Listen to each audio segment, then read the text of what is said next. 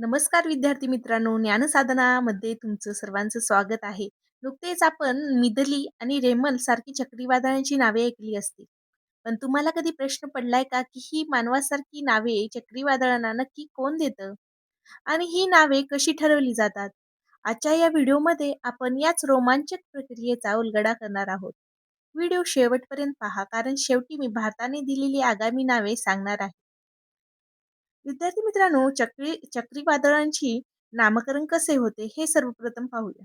सर्वात आधी समजून घेऊया की नावे का दिली जातात.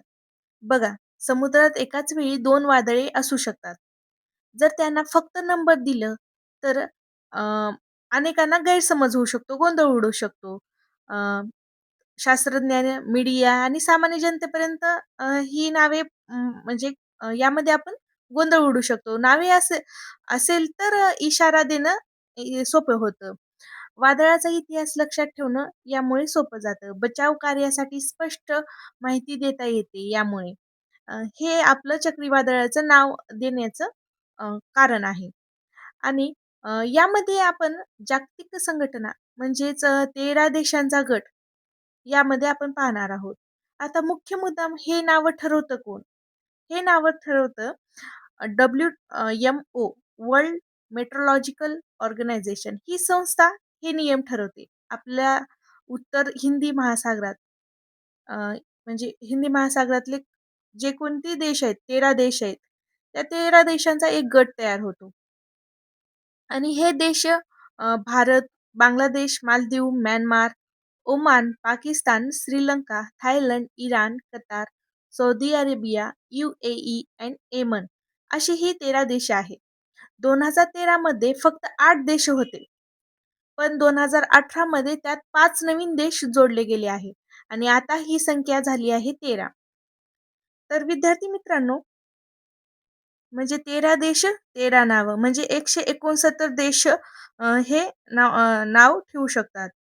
आता यामध्ये नावाचे नियम काय आहेत? तर अराजकीय म्हणजे कोणत्याही नेत्याचा यामध्ये नाव नसावं. अधार्मिक, धर्माशी संबंधित नसावे. सौम्य, नाव कोणाच्याही भावना दुखवणारं नसावं. लहान, जास्तीत जास्त 8 अक्षरी असावं. लहान नसू नये. यापेक्षा 8 अक्षरीपेक्षा लहान नसू नये. आणि उच्चारायला आणि समजायला सोपं असं नाव असावं. असं याचा नियम आहे. तर नाव ठरवताना काही कडक नियम ही परीक्षेच्या दृष्टीने महत्त्वाचे आहे. ते कोणत्याही धार्मिक आणि राजकीय भावना दुखवणारं नसावं. नाव उच्चारायला सोपं आणि स्पष्ट असावं. सर्वात महत्त्वाचे म्हणजे एकदा वापरलेले नाव पुन्हा कधीच वापरले जात नाही. ते नाव पूर्ण या 169 देशाच्या यादीतून डिलीट होतं. कळालं? अ, आता यामध्ये क्रम कसा ठरतो? तर देशांच्या नावाचे अल्फाबेटिकल ऑर्डरनुसार क्रम ठरतो. म्हणजे बी वरून बांगलादेश. पहिल्यापासून कोणाची सुरुवात होते? आता ए पासून नाही, आपलं फक्त 13 देशाचा संबंध आहे इथं. म्हणजे मी 13 देशाचंच सांगत आहे.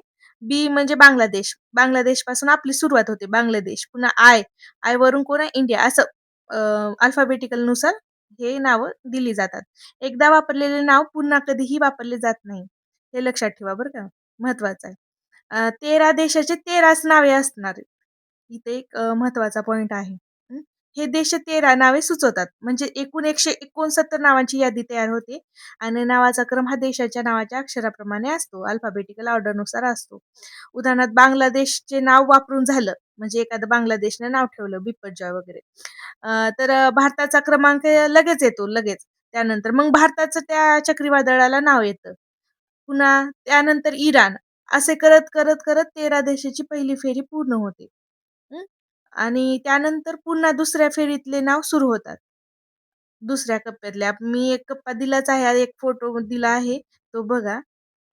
पुन्हा यामध्ये काय, यामध्ये मी देशाचा फोटो दिला आहे सगळ्या म्हणजे 13 देशांचं नावाचा. ती तुम्ही बघा. यामध्ये काय भारतचं कोणतं आहे? गती, तेज, मुरासू, आग, व्योम, झार, प्रमंजन, घूर्णी, अंबुध, जल्दी, वेग, माले व अर्णव अशी ही 13 नावं भारताने सुचवली आहे. बांगलादेशाने काय-काय सुचवलं आहे? निसर्ग यांनी वापरलेलं आहे बरं का हे नाव. निसर्ग, बिपरजॉय, अर्णव, उपकूल, वरुण, अक्षय, सरबोरी, रजनी, निषिद्ध, उर्मी, ताल, शिखा अशी नावं आहेत.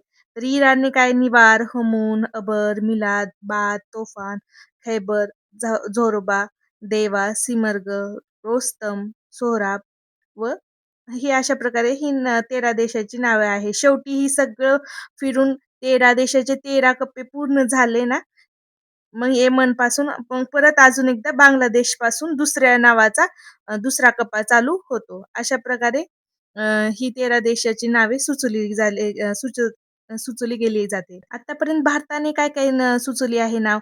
गती, तेज, आकाश अशी सुंदर नावे सुचवली आहे भारताने. येणाऱ्या काळात तुम्ही मुरासू, व्योम आणि झार ही नावे ऐकाल, जी भारताने आधीच सुचवून ठेवली आहे. म्हणजे या कप्प्यात मी 13 नावं दिली आहे ना, त्याच्यातली नावं सुचवून ठेवली आहेत. तर मित्रांनो, ही होती चक्रीवादळाच्या नामकरणाची रंजक प्रक्रिया. तर मला हे नाव म्हणजे पी-डी-एफ स्वरूपात पाहिजे असेल, तर मला कमेंटमध्ये नक्कीच सांगा. तुमच्यासाठी एक प्रश्न आहे. भारताने सुचवलेले तेज हे नाव कोणत्या वर्षीच्या चक्रीवादळाला दिले गेले होते? याचे उत्तर मला कमेंट बॉक्समध्ये नक्की सांगा.